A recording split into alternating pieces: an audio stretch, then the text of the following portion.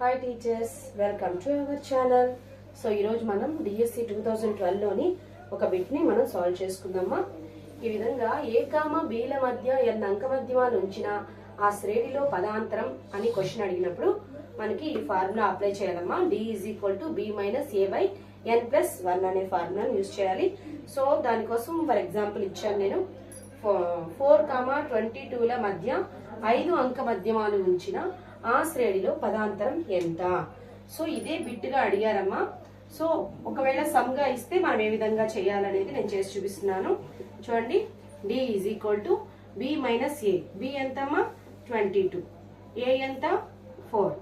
ఎన్ ఎంత ఇక్కడ? So 5. 5 plus 1 అనమాట. 22లో 4 తీస్తే ఎంత వస్తుంది? 18. 5 ప్లస్ 1 ఎంతమ్మా? 6. 6 1 జా 6. 6 3 జా 18.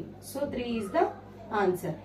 మీకు ఈ సమ్ కనుక అర్థమైతే మా ఛానల్ని లైక్ చేయండి, షేర్ చేయండి, సబ్స్క్రైబ్ చేసుకోండి అమ్మా ప్లీజ్.